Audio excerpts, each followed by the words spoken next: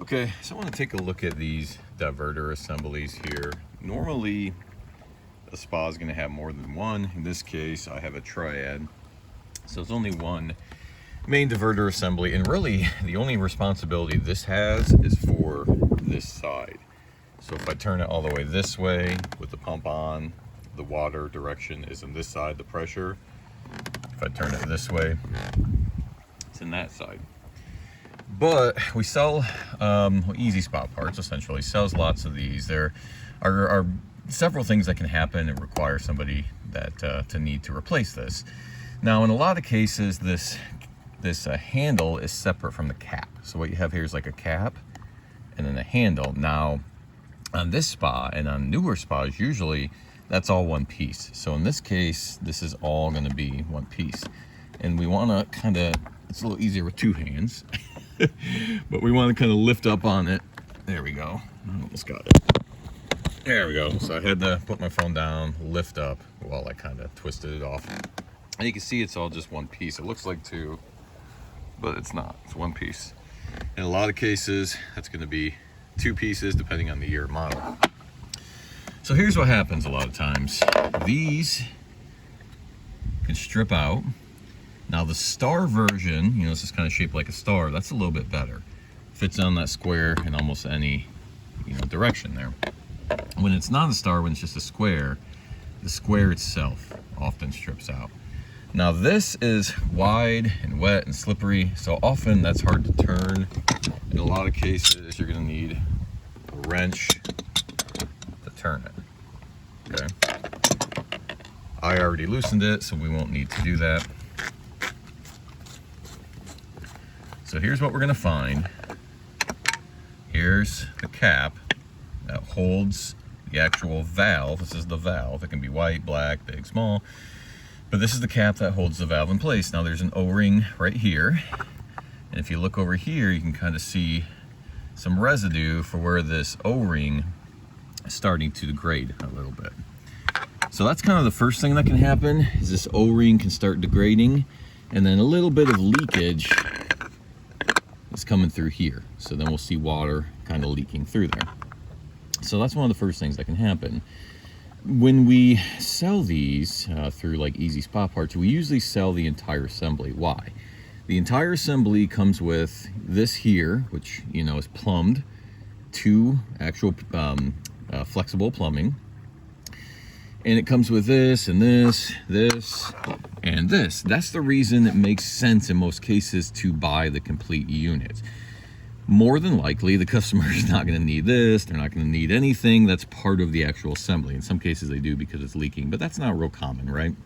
But selling the entire assembly covers all the bases here. Otherwise, we're going to have to sell everything individually, which might cost just as much, and we might not have everything in stock individually. So this is usually very hard to get out. So normally what I do, same thing, is I would kind of grab my wrench and I would pull it out. So if we pull it out, we can kind of see how this is operating, right?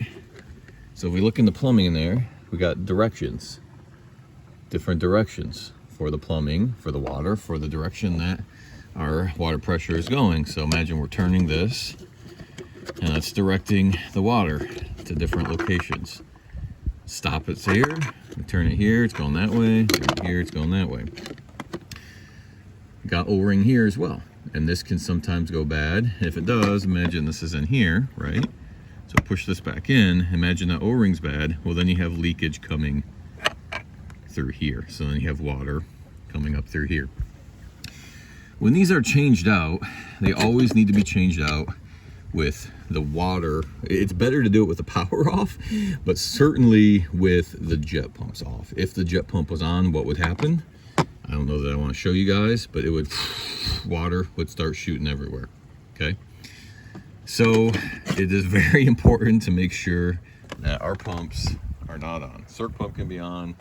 I would rather have the power be off when we do this. So it doesn't, when I put this back in, it doesn't really matter a whole lot what direction it goes in, because we can use this to turn it. But since this is a little bit larger, right, what happens is we want to make sure this is not getting stopped by the shell. So it is a little better to make sure that we put this in the direction that it's easiest to turn. So in this case, I'm gonna put this back in with the back facing the back, right? So we look here, we got this kind of back region. I want that in between the back region here.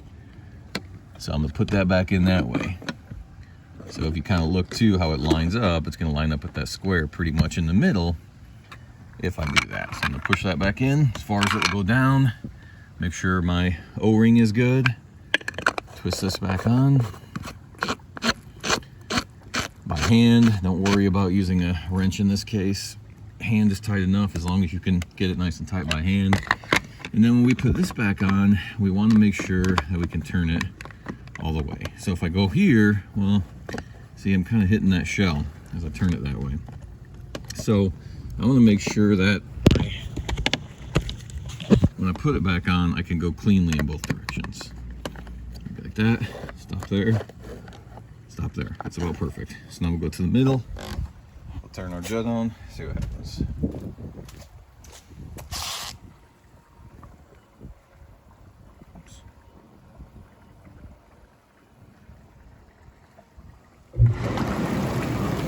So again, it's only for this side here. If I turn it this way, all the pressure is right here. That's barely even on, right?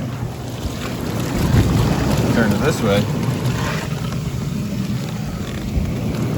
all the pressure's here. That's barely on.